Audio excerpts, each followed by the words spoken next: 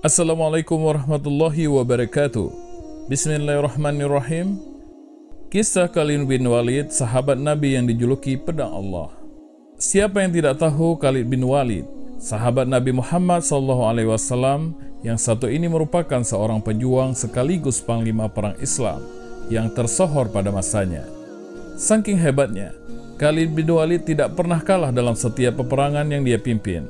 Oleh sebab itu, Khalid bin Walid penyandang gelar Saifullah al-Maslul, yang berarti pedang Allah yang terhunus. Penakluk Persia dan Romawi ini memiliki banyak keistimewaan yang tidak dimiliki oleh panglima lainnya. Salah satu keistimewaannya yaitu berhasil menyatukan Arabia untuk pertama kalinya dalam sejarah. Bahkan ia berhasil membentuk entitas politik yang bersatu dan disebut sebagai kekhalifahan. Selain itu, Khalid bin Walid juga menjadi satu-satunya panglima tertinggi pada masa Nabi Muhammad SAW dan para penerusnya. Ide-ide yang cemerlang, taktik perang yang jitu, hingga keperkasaannya yang tiada tara membuatnya menjadi sosok yang sangat hebat. Khalid bin Walid juga menjadi juru tulis Rasulullah SAW. Gelarnya sendiri adalah Abu Sulaiman. Khalid bin Walid lahir pada tahun 592 Masehi. Ia merupakan anak dari pasangan Walid bin Mughirah, Lababah as-Sahri binti Al-Harith bin Harth. Ayahnya berasal dari Bani Ma'lum, salah satu marga terkemuka di kalangan suku Quraisy. Khalid bin Walid merupakan salah seorang pemimpin yang paling berkuasa di antara orang-orang Quraisy. Paman-pamannya juga tergolong sebagai kaum yang terpandang di Quraisy.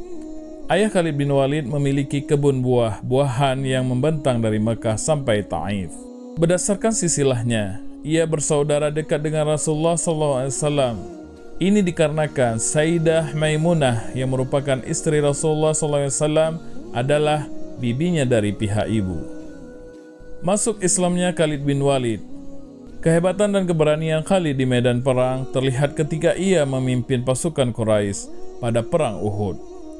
Saat itu, ia menjabat sebagai panglima pasukan berkuda kaum Quraisy dan berhasil mengalahkan kaum muslimin. Taktik yang Khalid gunakan adalah memanfaatkan kelemahan musuh. Ketika kaum muslimin berlomba-lomba mengambil harta rampasan perang karena menganggap musuh kalah, dari arah belakang pasukan Khalid menyerang balik kaum muslimin secara mendadak. Serangan itu membuat pasukan muslimin kalah telak dan kemenangan menjadi milik kaum Quraisy. Usai perang Uhud, Khalid bin Walid menyatakan diri masuk Islam. Dengan demikian, jabatan yang ia peroleh sama seperti sebelumnya, yaitu panglima perang. Khalid bin Walid tidak pernah mengalahkan Rasulullah SAW. Setiap perang yang dipimpin, Khalid berhasil memperoleh kemenangan. Prestasi tersebut kian berlanjut hingga masa pemerintahan Abu Bakar. Kala itu Khalid ditugaskan untuk memperluas wilayah Islam dan membuat kalang kabut pasukan Romawi dan Persia. Peperangan yang dipimpin oleh Khalid bin Walid pada era Nabi Muhammad SAW, Perang Mut'ah, pembebasan Mekah, pertempuran Hunain, pengempungan Taif, pertempuran Tabuk, dan Haji Wada. Ketika Perang Mut'ah, Khalid kehilangan 9 pedangnya. Inilah yang menyebabkan dirinya memperoleh gelar pedang Allah yang terhunus oleh Rasulullah SAW.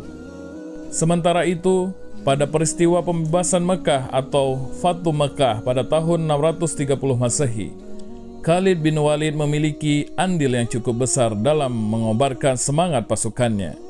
Kemudian, di era Khalifah Abu Bakar, Khalid bin Walid memimpin sejumlah pertempuran, seperti pertempuran Ridha, pertempuran Yamamah, serta penaklukan Persia dan Romawi. Sejak Rasulullah SAW wafat, banyak kaum muslim yang keluar dari Islam atau murtad. Selain itu, banyak juga yang mengaku sebagai nabi selanjutnya dan kemudian diberantas oleh Khalifah Abu Bakar. Salah satu pemberantasan tersebut dilakukan melalui pertempuran Yamamah yang melawan Muslimah Al-Qadadab, seorang yang mengaku nabi. Dalam pertempuran Yamamah, pasukan muslim di bawah pimpinan Khalid berhasil mengalahkan kaum murtad yang jumlahnya lebih banyak 3 kali lipat ketimbang jumlah pasukan muslim. Sementara itu, ketika penaklukan Persia dan Romawi, Khalid bersama 18.000 pasukan muslim berhasil menguasai wilayah Persia dengan cepat. Bahkan ia meraih 4 pertempuran secara berturut-turut dengan cepat, yaitu pertempuran Sain, pertempuran Sungai, pertempuran Walaja, dan pertempuran Ulais. Teladan yang diperoleh dari kisah Khalid bin Walid. Sepak terjang Khalid bin Walid sebagai panglima perang Islam tidak diragukan lagi. Kisahnya ini menyimpan banyak pelajaran penting yang bisa diteladani oleh umat muslim. Salah satunya tidak takabur.